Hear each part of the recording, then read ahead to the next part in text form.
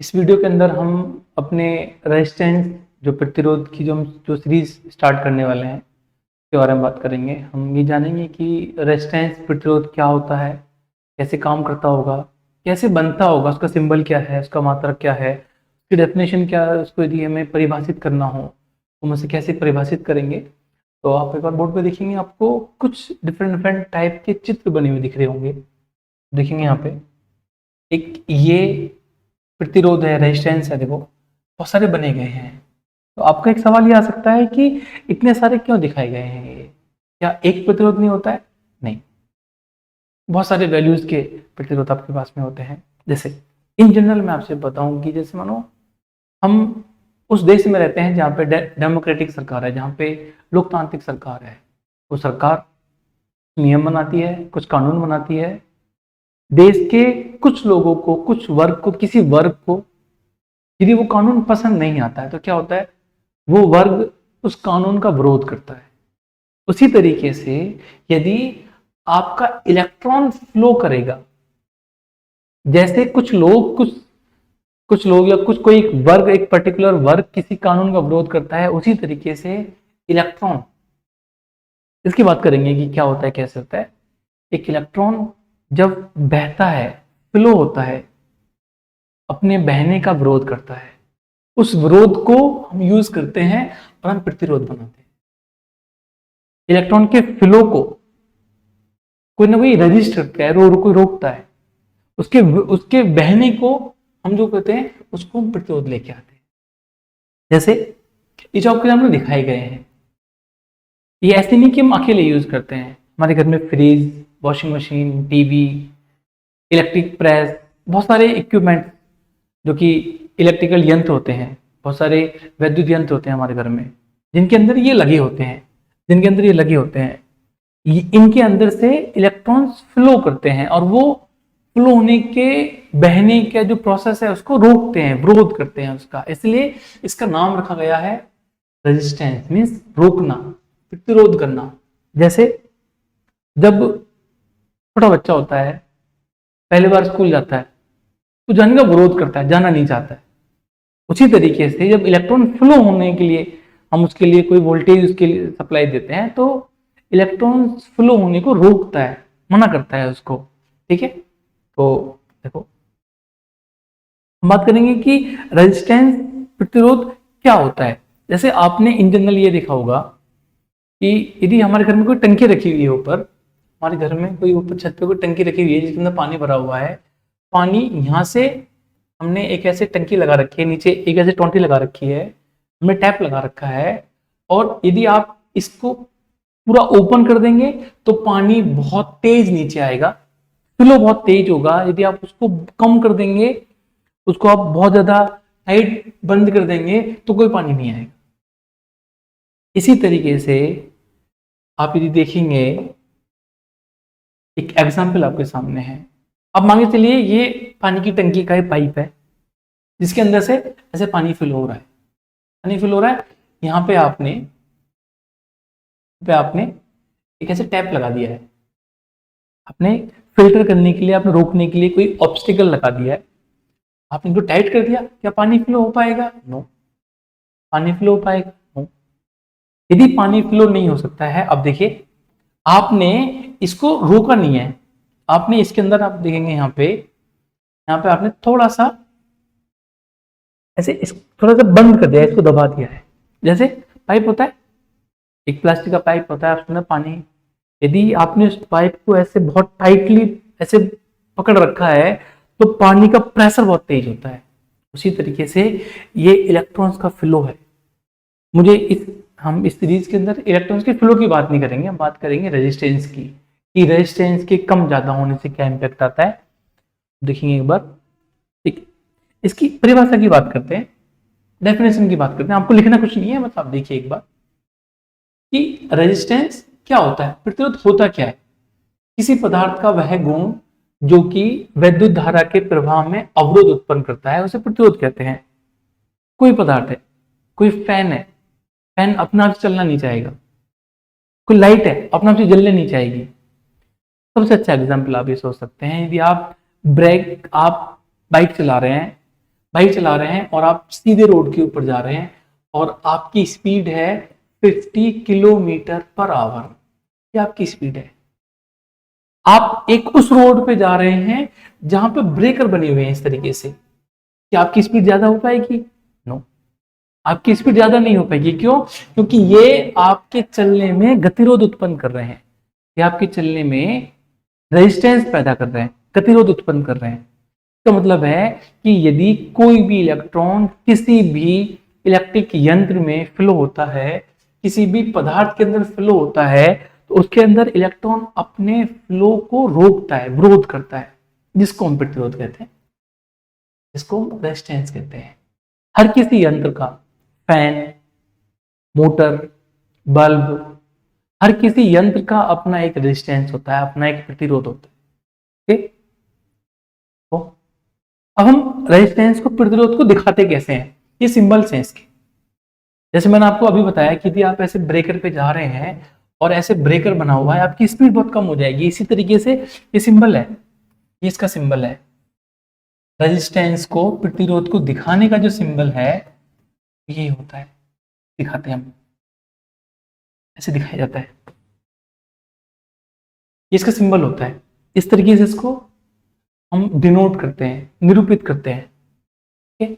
इसको लिखते कैसे हैं? इसको लिखा जाता है आर, आर लिखते हैं इसको। आर मीन्स रेजिस्टेंस और प्रतिरोध। देखो इसका जो फर्स्ट लेटर है, जो इसका फर्स्ट अल्फाबेट है वो आर, इसको लिखते आर से। यदि कहीं पे ऐसे दे रखा है आपको, दिस इज आर, मीन्स ये किसी भी इलेक्ट्रिक इक्विपमेंट को हटा के, और ये बताया गया है कि इलेक्ट्रिक मोटर है, फैन है, बल्ब है, उसका ये एक रिलेशन। जैसे एक बोर्ड आपके सामने दिख रहा है, इस बोर्ड का भी अपना कुछ ना कुछ रेजिस्टेंस होगा, कुछ ना कुछ प्रतिरोध होगा। ओके, आपको इसका सिंबल समझ में आया? अब जैसे जो आपको फर्स्ट स्लाइड में दिखाया गया था, ये हर किसी की अपनी अपनी अलग अलग वैल्यू होती है। हमारे सिलेबस में, टिल 12th क्लास के सिलेबस में ये कंसेप्ट नहीं है कि इनकी वैल्यू कैसे निकाली जाती है, लेकिन इनकी जो वैल्यू है, आप देखोगे हर किसी के अलग अलग कलर्स हैं। आप देखो इनके अपने अलग अलग कलर्स हैं, इनके कलर के बेस पे, इनके रंग के बेस पे इनकी वैल्यू निकाली जाती है। जैसे हम देखेंगे कोई भी रेजिस्टेंस आपके पास में होता है, उसके अंदर ऐसे एक कुछ कलर्स होते हैं। जैसे एक कलर ये है, एक कलर ये है, एक कलर इस तरीके से है। इन चारों कलर्स को ऐड करके एक वैल्यू बनाई जाती है, और उस वैल्यू के बेस पे ये कहा जाता है कि इसकी जो वैल्यू है वो 4 किलो ओम है। सपोज करो जो वैल्यू है वो 4 किलो ओम है। हाँ, मैं बताऊंगा आपको ओम क्या होता है। मानो 4 मेगा ओम है, 400 ओम है, 40 ओम है, 4 ओम है, 0.4 ओम है। इस तरीके से वैल्यू डिफरेंट डिफरेंट कलर्स के बेस पे ये डिफरेंट डिफरेंट वैल्यूज आती हैं। ठीक है, बट हमें इस टिल 12th क्लास हमें अपने ये नहीं सीखना है कि वैल्यूज कैसे निकाली जाती है, सिर्फ ये सीखना है कि ये वैल्यूज को हम यूज कैसे करेंगे इलेक्ट्रिकल सर्किट में, किसी भी परिपथ के अंदर कैसे यूज करेंगे, कैसे हम आई निकालेंगे, कैसे वी निकालेंगे, कैसे आर निकालेंगे, उसकी बात करेंगे। लेकिन अभी इस प्रतिरोध रेजिस्टेंस की यूनिट क्या है, मात्रक क्या है, हम इसको कैसे लिखेंगे, कैसे लिखा जाएगा, इसको कैसे रिप्रेजेंट करेंगे इसको? तो जो इसका जो मात्रक होता है वो ओम होता है, ओम होता है। और ओम का सिंबल इस तरीके से होता है, ये ओम का सिंबल है, और ओम को ऐसे लिखते हैं OHM। ओम एक साइंटिस्ट थे, ओम का रूल, ओम्स लॉ हम आगे जाके पढ़ेंगे इसी सीरीज के अंदर, वो तब बताऊंगा आपको कैसे होता है। लेकिन अभी के लिए हमें कोई भी रेजिस्टेंस गिवन है, उसकी जो वैल्यू है हम इन से लिखते हैं। जैसे कोई भी वेट होता है, कोई वजन होता है, हम नापते हैं, उस वजन को हम किलोग्राम में बोलते हैं। जैसे आपने पढ़ा है, जैसे कोई भी वेट होता है, वेट के जो मात्रक होता है किलोग्राम होता है, ग्राम होता है, इनमें लिखते हैं। इसी तरीके से यदि हमें रेजिस्टेंस को, प्रतिरोध को निरूपित करना हो, बताना हो, क्या करेंगे हम? ओम के द्वारा रिप्रेजेंट करते हैं।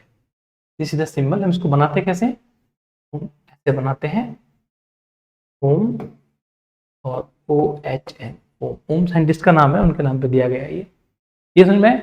अब ओम, डिफरेंट डिफरेंट टाइप के ओम्स की वैल्यूज हम चेक करते हैं। कैसे चेक करते हैं तो देखोगे,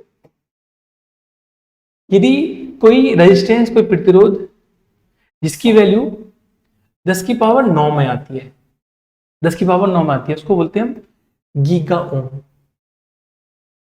जी and ohm, G means giga ohm. यदि किसी की वैल्यू 10 की पावर 6 में आती है तो उसको हम बोलते हैं मेगा ओम, मेगा ओम। यदि मनो सपोज हमें ऐसे दिया गया है 10 की पावर 6, तो हम इस 10 की पावर 6 को हम लिखेंगे 1 मेगा ओम।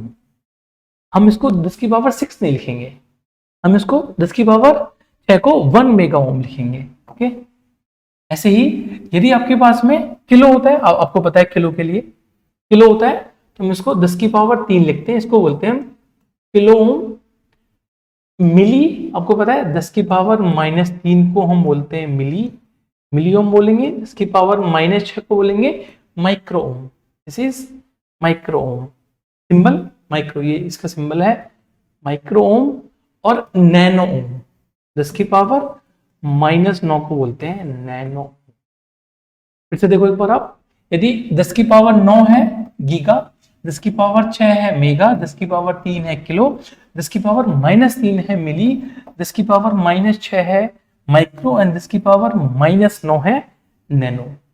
यदि हमें किसी क्वेश्चन के अंदर सपोज हमें यदि कुछ ऐसे दे दिया जाए 10 की पावर 3 किलो ओम, हमें ये समझना पड़ेगा कि 10 की पावर 3 किलो ओम को लिखने का तरीका। यदि मानो हमें 1000 ओम दे दिया तो हम इसको, इस 1000 ओम को 10 की पावर 3 ओम लिख सकते हैं और 1 किलो ओम भी लिख सकते हैं। ऐसे वैल्यूज यदि आपको दी जाए 10 की पावर 6 ओम, तो हम इसको 1 मेगा ओम ऐसे लिखेंगे। ये समझ रहे हैं आपको? ओके, इसकी बात करते हैं। हमारे घरों के अंदर बहुत सारे इक्विपमेंट्स होते हैं, फैन है, बल्ब है, इलेक्ट्रिक प्रेस है। इन सब का अपना एक रेजिस्टेंस होता है और उसको हम अपने सर्किट में कैसे यूज करते हैं मैं आपको आगे आने वाले एपिसोड्स में बताऊंगा। लेकिन हर किसी का अपना एक रेजिस्टेंस होता है, हर कोई विरोध करता है इलेक्ट्रॉन्स फ्लो को। कोई नहीं चाहता कि इलेक्ट्रॉन फ्लो, जैसे सपोज करो आपको गेम खेलना बहुत पसंद है, आपको पबजी खेलना पसंद है, आप मोबाइल में गेम खेलते हैं, सडनली आपसे घर वाले आपसे मोबाइल ले लें, आप उसका विरोध करेंगे, ऐसे कैसे ले लिया आपने मोबाइल। उसी तरीके से इलेक्ट्रॉन्स अपने फ्लो को विरोध करता है, उसको रेजिस्ट करता है, इसलिए इसका नाम रेजिस्टेंस पड़ा हुआ है। ये समझ में आया? सिंबल क्या है इसका? ये इसका सिंबल है, इसको हम R से लिखते हैं। इसकी यूनिट क्या है? इसकी यूनिट होती है ओम, को लिखते हैं इस तरीके से ओम और OHM इस तरीके से लिखते हैं। आपको समझ में आया? तो इसके अंदर इस एपिसोड में हमने क्या सीखा? हमने ये सीखा कि इलेक्ट्रॉन्स अपने फ्लो को अपोज करता है, जिसको प्रतिरोध कहते हैं। हर किसी इलेक्ट्रिकल इक्विपमेंट का अपना एक ओम, अपना एक प्रतिरोध होता है, अपना एक रेजिस्टेंस होता है, जिसको हम मेजर करते हैं ओम में लिखते हैं। इसका ये रिप्रेजेंटेशन है। अब मैं नेक्स्ट एपिसोड्स में आपको सिर्फ ऐसे लिख के बताऊंगा कि दिस इज रेजिस्टेंस, प्रतिरोध R। ओके, और ये कुछ इसकी वैल्यूज हैं। गीगा को बोलते हैं 10 की पावर 9, ये मेगा है, ये किलो है, मिली है, माइक्रो है, नैनो है।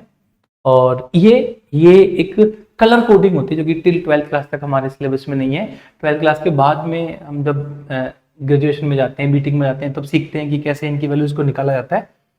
और ये इसका सिंबल है, ठीक है। ये इसकी छोटी सी डेफिनेशन है, लेकिन हमें डेफिनेशन याद नहीं करनी है। आई होप कि आपको ये समझ में आया होगा।